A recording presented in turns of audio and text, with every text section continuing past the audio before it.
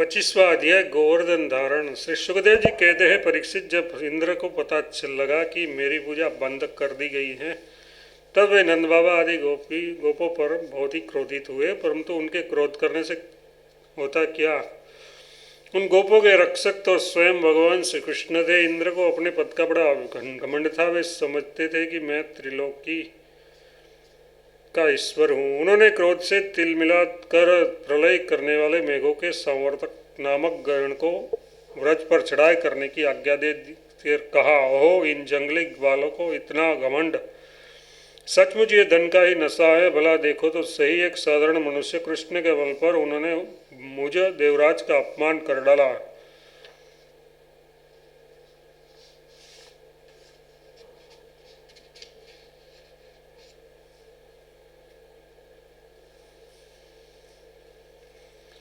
जैसे पृथ्वी पर बहुत से मंदबुद्धि पुरुष भव सागर से पार जाने के सच्चे साधन ब्रह्म विद्या को तो छोड़ देते हैं और नाम मंत्र की टूटी हुई नाव से कर्ममय यज्ञों से इस घोर संसार सागर को पार करना चाहते हैं। कृष्ण बकवादी, नादान, अभिमानी और मूर्ख होने पर भी अनेक को बहुत बड़ा ज्ञानी समझता है। वह स्वयं कृष्ण मृत्यु का ग्रास है, फिर भी उसका सहारा लेकर इन आहिरों ने मेरी अवहेलना की है। एक तो ये यूं ही धन के नशे में चूर हो रहे थे, दूसरे कृष्ण ने इनको और बढ़ावा दे दिया। अब तुम लोग जाकर उसके इन धन के घमंड और हेकड़ी को धूल में मिला दो तथा उनके पशुओं का संहार कर डालो।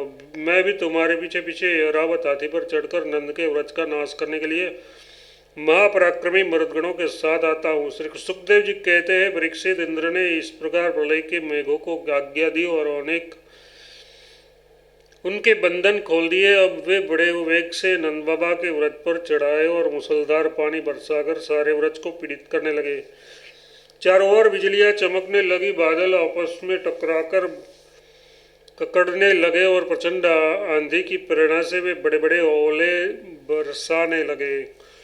इस प्रकार जब दल के दल बादल बार बार आकर खंबे के समान मोटी मोटी धाराएं गिराने लगे, तब ब्रजभूमि का कोना कोना पानी से भर गया और कहाँ नीचा है कहाँ ऊंचा उसका पता चलना कठिन हो गया। इस प्रकार मुसलधार वर्षा तथा झंझावात के झपट से जब एक एक पशु ठिठुरने और कांपने लगा, ग्वाल और ग्वालियों ने भी ठंड के मारे अत्यंत व्याकुल हो गई, तब वे सबके सब भगवान श्री कृष्ण की शरण में आए। मुसलधार वर्षा से सताए जाने के कारण सबने अपने अपने सिर और बच्चों को निट्ठू कर अपने शरीर के नीचे छिपा लिया था और कांपते कांपते भगवान की शरण में पहुँचे और बोले, प्यारे श्री कृष्ण, तुम बड़े भाग्यवान हो। अब तो कृष्ण, केवल तुम्हारे ही भाग्य से हमारी रक्षा होगी। प्रभु, इस सारे गोकुल के एकमात्र स्वामी एकमात्र रक्षक तुम ही हो। भक्तवत्सल इंद्र के क्रोध से अब तुम ही हमारी रक्षा कर सकते हो। भगवान ने देखा कि वर्षा और ओलों की मार से पीड़ित होकर अब सब बेहोश हो रहे हैं। वे समझ गए कि यह सारी करतूत इंद्र की है, उन्होंने ही क्रोधवश ऐसा किया है। वे मन ही मन कहने लगे, हमने इंद्र का यज्ञ भंग कर दिया है, इसलिए वे व्रज का नाश करने के लिए बिना ऋतु के ही ये प्रचंड वायु और ओलों के साथ घनघोर वर्षा कर रहे हैं। अच्छा, मैं अपनी योग माया से इसका भलीभांति जवाब दूंगा। ये मूर्खतावश अपने को लोकपाल मानते हैं, इसके ऐश्वर्य और धन का घमंड तथा अज्ञान में चूर चूर कर दूंगा। देवता लोग तो सत्व प्रधान होते हैं, इनमें अपने ऐश्वर्य और पद का अभिमान न होना चाहिए। अतः ये उचित ही है कि इन सत्वगुण से च्युत दुष्ट देवताओं का मैं मान भंग कर दूं, इससे अंत में उन्हें शांति ही मिलेगी। ये सारा व्रज मेरे आश्रित है, मेरे द्वारा स्वीकृत है और अब एकमात्र मैं ही इसका रक्षक हूँ। अतः मैं अपनी योग माया से इसकी रक्षा करूँगा। संतों की रक्षा करना तो मेरा व्रत ही है।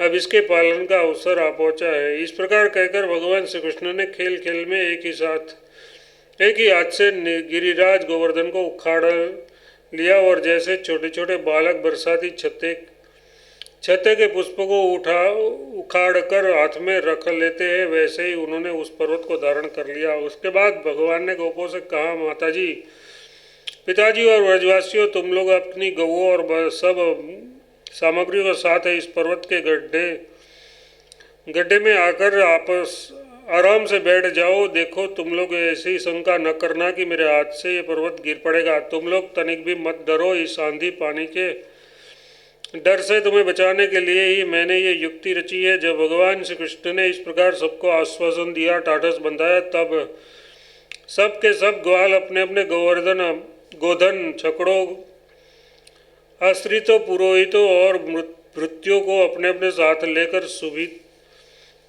सुविते के अनुसार गोवर्धन के गड्ढे में आ घुसे। भगवान श्री कृष्ण ने सब व्रजवासियों के देखते देखते भूख प्यास की पीड़ा, आराम विश्राम की आवश्यकता आदि सब कुछ भुलाकर 7 दिन तक लगातार उस पर्वत को उठाए रखा।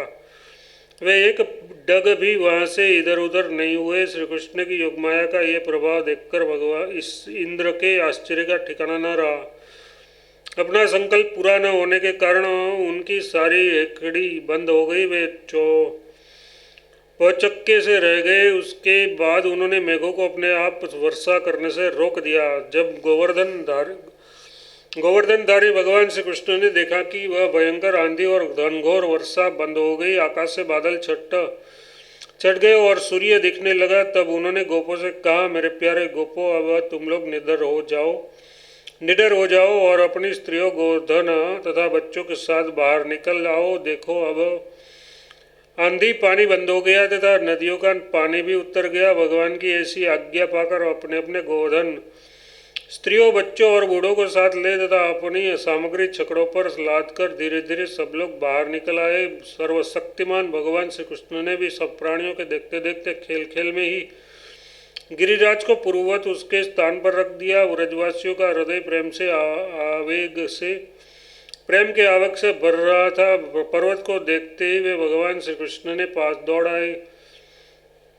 पर्वत को रखते ही वे भगवान श्री कृष्ण के पास दौड़ाए और उन्हें हृदय से लगाने और कोई चुमने लगा। सबने उसका सत्कार किया। बड़ी बूढ़ी गोपियों ने बड़े आनंद और स्नेह से दही, चावल, जल आदि से उसका मंगल तिलक किया और उन्मद हृदय से शुभ आशीर्वाद दिए। यशोदा रानी, रोहिणी जी, नंद बाबा और बलवानों में श्रेष्ठ बलराम जी ने स्नेहातुर होकर श्री कृष्ण को हृदय से लगा लिया तथा आशीर्वाद दिया। परीक्षित, उस समय आकाश में स्थित देवता, साध्य, सिद्ध, गंधर्व और आचारण आदि अन्य प्रसन्न होकर भगवान की स्तुति करते हुए उन पर फूलों की वर्षा करने लगे। राजन, स्वर्ग में देवता लोग शंख और नौबत बजाने लगे।